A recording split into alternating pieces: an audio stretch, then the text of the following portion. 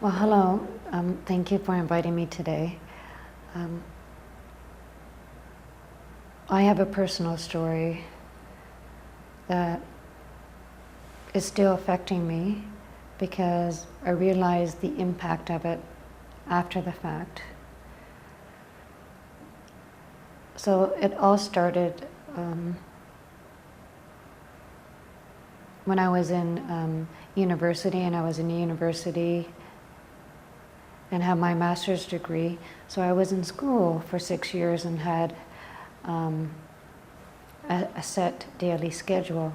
And then after I communicated, I didn't know what to do with my life. And I was seeing my therapist, and I said that I wanted to die.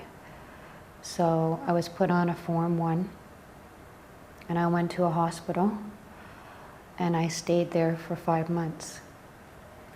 And during that time, I lost my housing that I was in because I was on university, living on university grounds, and when you convocate, you have to leave. And I was in the midst of looking for housing, and because of me being in the hospital, I couldn't get the housing anymore.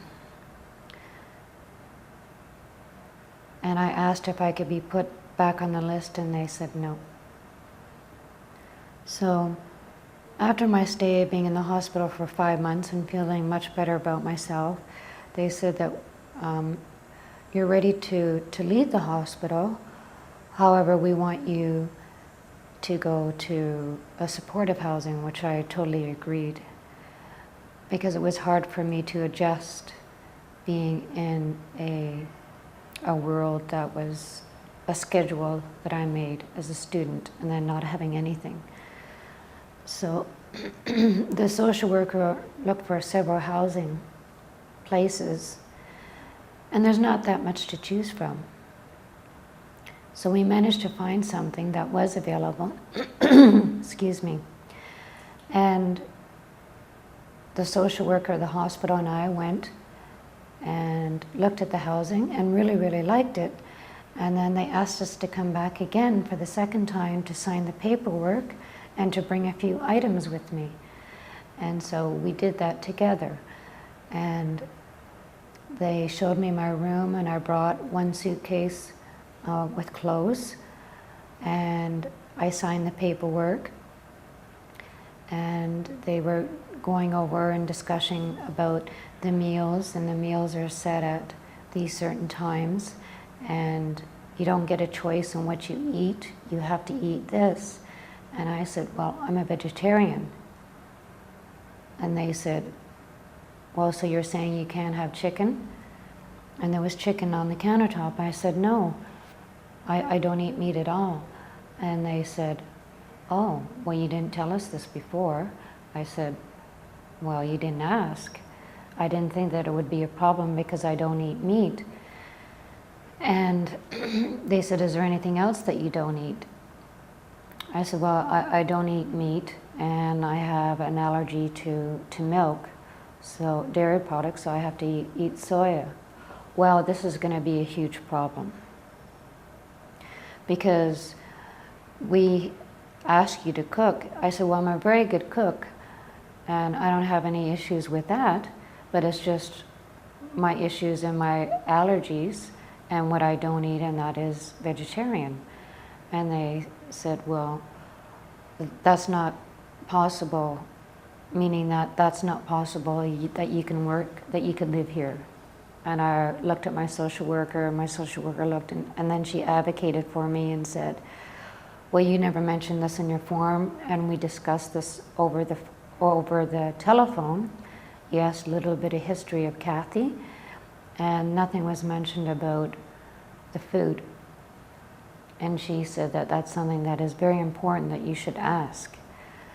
And I was actually quite emotional to the point that I started to get a lot of anxiety and was crying. And I said, well, is there any possibility that I could make my own meal? And they said, well, we'll have to discuss this. So the social worker and I left, And we got a phone call the next day saying we are not accepting Kathy, and because of her eating issues.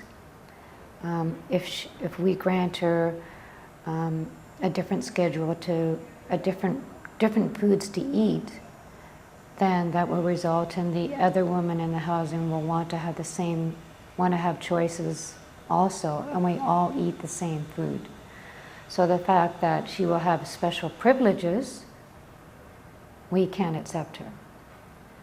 And so the social worker said, well, what is going to happen to Kathy's stuff? We'll have to come and get it. And I said, no, we'll deliver it back to the hospital. So I was told this news, and I was devastated, of course, because I couldn't leave the hospital until I had supportive housing. So I had to wait, and with the social worker and myself, find housing. I wasn't able to find any supportive housing, so currently I am living in street market housing. And I have some difficulties on my own.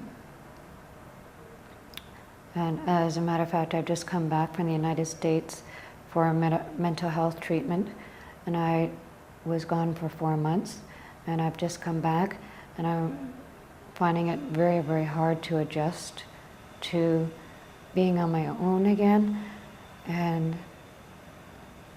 wish that I did have support with me.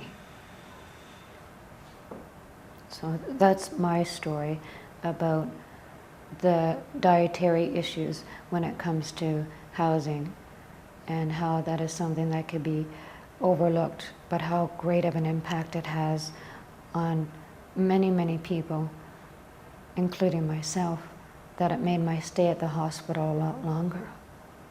The other issues would be we do have knowledge of who we are. We are people with a voice. I'm an educated woman with a master's degree, and we all have talents, and to recognize our talents and recognize and listen and hear our voices. And we do need to have support, and that support, most importantly to me, is to have somebody listen to us and not tell us what to do, but ask us what we want.